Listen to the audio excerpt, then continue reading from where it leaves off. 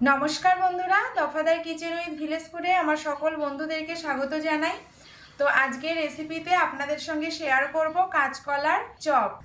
এখানে বন্ধুরা কাঁচকলার চপ রেসিপিটা বানানোর জন্য দুটো মিডিয়াম সাইজের কলা নিয়ে নিয়েছি, দেখতেই পাচ্ছেন। তো এখানে দুটো কলারই আমি দুই মুখ খুব হালকা করে কেটে নিয়েছি, খুব বেশি ডিপ করে কাটলে কিন্তু হবে না। এই দেখুন, জাস্ট বোটাটা আর পিছন দিকটা একটু ফেলে দিয়েছি। বন্ধুরা জল খুব ভালো করে গরম করে নিয়েছি, প্রায় ফোটার মতো হয়ে গেছে। তো এবার এর মধ্যে লবণ পরিমাণ মতো দিয়ে দিচ্ছি। যখনই কলা সিদ্ধ করবেন বা মোচা তখনই লবণ আর একটু হলুদ ফেলে দেবেন জলের মধ্যে, তাহলে কলা বা মোচার আটা অবশ্যই কেটে যাবে, কালো ভাবটা আর থাকবে না। তো জলের মধ্যে নুন আর হলুদ দিয়ে দিলাম। এবার এর মধ্যে কলা দুটোকে দিয়ে দেব। বন্ধুরা আপনারা কোথা থেকে ভিডিওটা দেখছেন তা অবশ্যই কিন্তু কমেন্ট করে জানাবেন। উপর থেকে একটা ঢাকা চাপা দিয়ে দেব, যাতে করে কলা দুটো খুব তাড়াতাড়ি সিদ্ধ হয়ে যায়।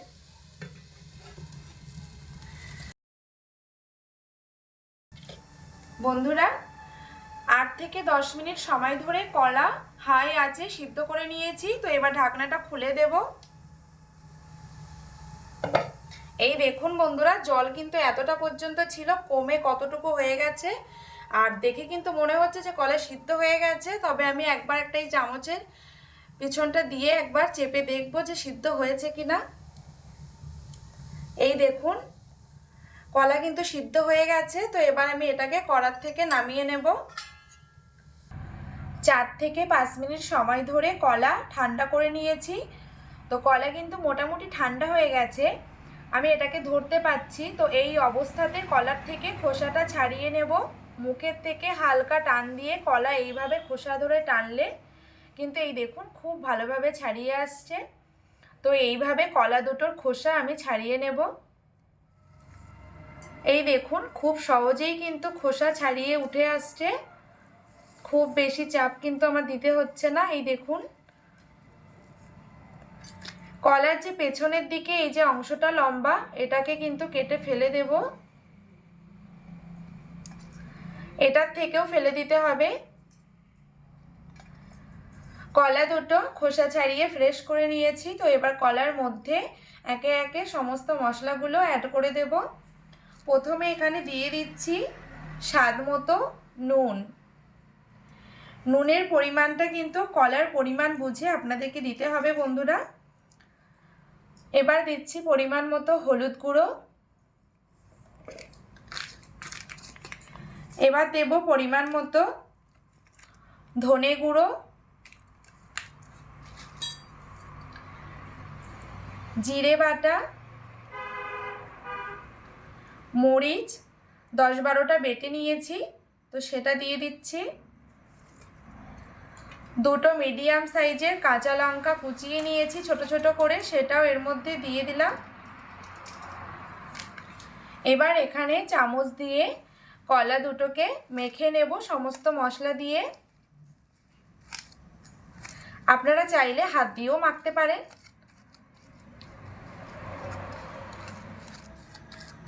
তো বন্ধুরা কলার মধ্যে সমস্ত মশলাগুলো অ্যাড করে কলা 2 মিনিট সময় ধরে মেখে নিয়েছি চামচ দিয়ে। তো আর মাখার কোনো প্রয়োজন নেই। এবার আমি পরের স্টেপে চলে যাব। কড়া খুব ভালো করে গরম করে নিয়েছি। তো গরম করার মধ্যে খুব পরিমাণ মতো সর্ষের তেল দিয়ে দিচ্ছি। খুব বেশি দেওয়ার দরকার নেই, এখানে আমি দুটো কলা দিয়ে বানাচ্ছি, সেই জন্য অল্প পরিমাণে সর্ষের তেল দিলাম কড়াইতে। তেল একটু নাড়াচাড়া করে দেব। তেল কিন্তু গরম হয়ে গেছে। তো গরম তেলের মধ্যে এবার দিয়ে দিচ্ছি রসুন বাটা। একটা ছোট রসুন বেটে রেখেছিলাম আধ বাটা করে, সেটা তেলের মধ্যে দিয়ে দিলাম। একটা মিডিয়াম সাইজের পেঁয়াজ কুচি করে কেটে রেখেছিলাম, সেটাও দিয়ে দিচ্ছি।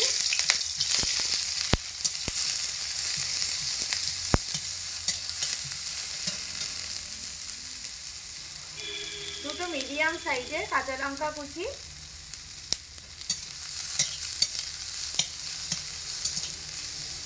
পেঁয়াজ, রসুন আর কাঁচা লঙ্কা খুব ভালোভাবে নাড়াচাড়া করে নিতে হবে। এই সময় কিন্তু আঁচটা মিডিয়াম আঁচে রাখতে হবে, হাই আঁচে রাখলে কিন্তু হবে না।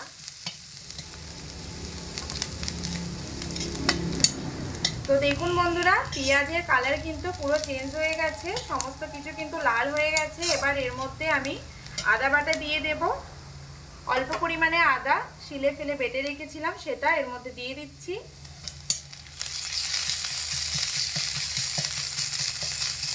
আদা বাটাটা আমি এখানে তেলের মধ্যে দিয়ে দিলাম, কারণ আদার একটা কাঁচা গন্ধ থাকে, সেই জন্য ওটা তেলের মধ্যে দিলে সেই গন্ধটা আর থাকে না। তো তেলের মধ্যে আদাটা আমি এখানে দিয়ে দিলাম।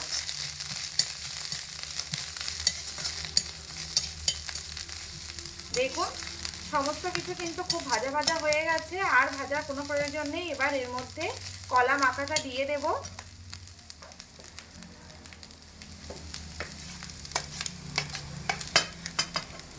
কলা মাখাটা দিয়ে দিচ্ছি এবার।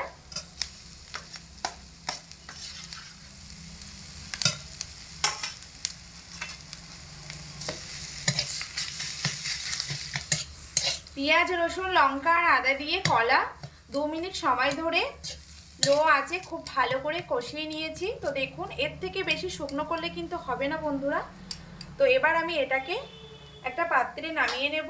তো এই কলা নামিয়ে আমি এর মধ্যে অল্প পরিমাণে 1 চামচ ধনে গুঁড়ো দিয়ে দিচ্ছি। তো ধনে গুঁড়ো দিয়ে কলাটা কিন্তু আবারও একটু মেখে নিতে হবে।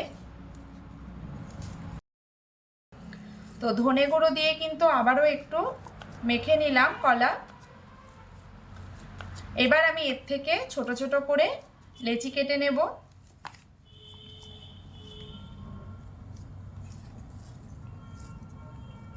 এই দেখুন লেচির সাইজটা কিন্তু এরকম হবে। 2 হাতের তালুর মধ্যে ফেলে গোল করে নেব।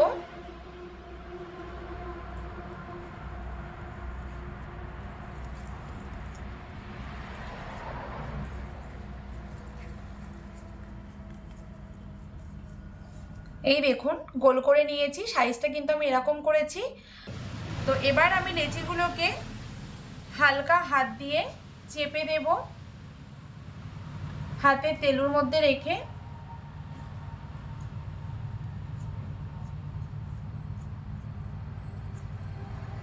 খুব বেশি কিন্তু হালকা করা যাবে না। তো এই ধারগুলো যেগুলো একটু ফাটা ফাটা মতো হচ্ছে, তো সেগুলো একটু হাত দিয়ে সমান করে দিতে হবে। তো এইরকম মাপের করে নিচ্ছি সবকটা লেচি। বন্ধুরা, দুটো কলার চপের জন্য এখানে আমি 100 গ্রাম বেসন নিয়ে নিয়েছি। তো বেসনের মধ্যে আমি এবার এখানে দিয়ে দিচ্ছি স্বাদ মতো নুন, পরিমাণ মতো হলুদ গুঁড়ো দিয়ে দিতে হবে।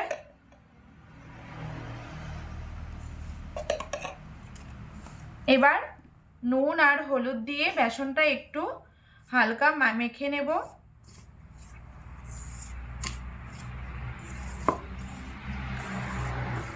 তো নুন আর হলুদ বেসনের মধ্যে খুব ভালো করে মিশিয়ে নেওয়া হয়ে গেছে। এবার আমি এর মধ্যে অল্প অল্প করে জল দেব আর একটা ব্যাটার তৈরি করে নেব।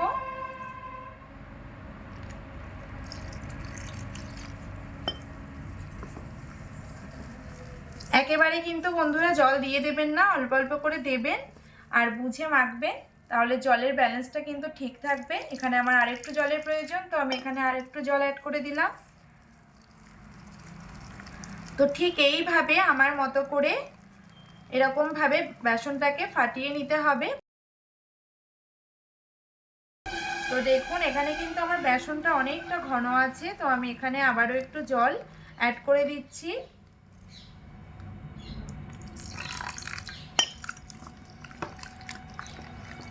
আবারও একটু জল অ্যাড করে দিলাম, দিয়ে আবারও বেসনটাকে ফাটিয়ে নিচ্ছি। এখানে আমি মোট সময় ধরে ফাটাচ্ছি 5 থেকে 6 মিনিট সময় ধরে বেসনটা খুব ভালোভাবে ফাটিয়ে নিচ্ছি। দেখুন বন্ধুরা, বেসনের ঘনত্বটা কিন্তু আমি এরকম করেছি, আপনাদেরকে দেখিয়ে দিচ্ছি, নিশ্চয়ই বুঝতে পারছেন। ঠিক এই রকম ঘনত্বের করতে হবে। এর থেকে কিন্তু পাতলা করলে চপগুলো কিন্তু ভাজতে গিয়ে অসুবিধা হয়ে যাবে। ঠিক এরকম ঘনত্বের করতে হবে। আবার এর থেকে কিন্তু বেশি ঘন করলেও কিন্তু একদমই ভালো হবে না। তো ঠিক এই রকম ঘনত্বের করলে চপগুলো ভাজতে খুব সুন্দর হবে এবং খেতেও কিন্তু দারুণ লাগবে। বন্ধুরা, কড়াইতে পরিমাণ মতো সাদা তেল দিয়ে গরম করে নিয়েছি। তো এখান থেকে কলার একটা লেচি নিয়ে নিলাম।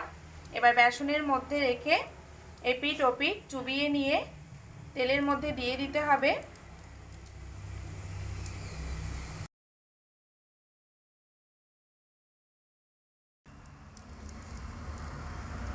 লেচির মধ্যে যেন বেসনটা অবশ্যই থাকে বেশি করে।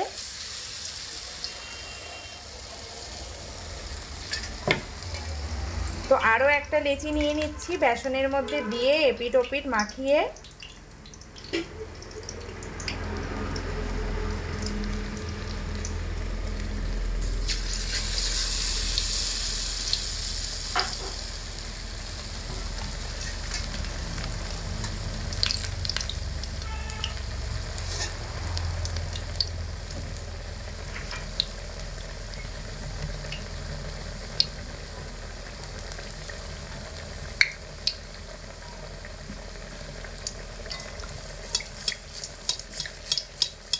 উপর থেকে যদি পারেন বন্ধুরা তেল এইভাবে ছেড়ে দেবেন চপের উপরে।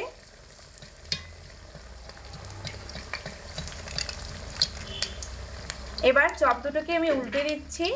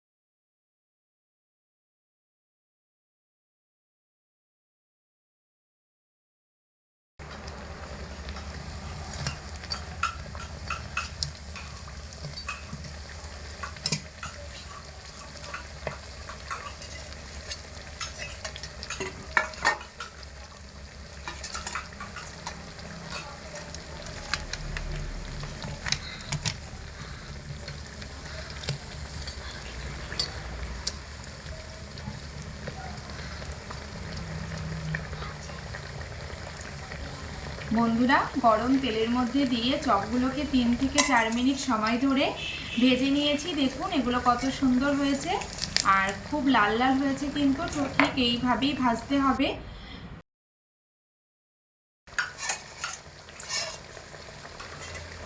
তো বন্ধুরা, দ্বিতীয় ব্যাচের চপগুলোও ভাজা হয়ে গেছে। দেখুন লাল হয়ে গেছে, কিন্তু একদম আর ভাজার কোনো প্রয়োজন নেই। বেশি ভাজলে পুড়ে গেলে কিন্তু তেতো লাগবে, খেতে ভালো লাগবে না। তো দ্বিতীয়বারে চপগুলোকেও তেল থেকে ছেঁকে তুলে নিচ্ছি। এই দেখুন বন্ধুরা কত সুন্দর হয়েছে, খেতেও কিন্তু ভীষণ সুস্বাদু আর প্রোটিনে ভরপুর।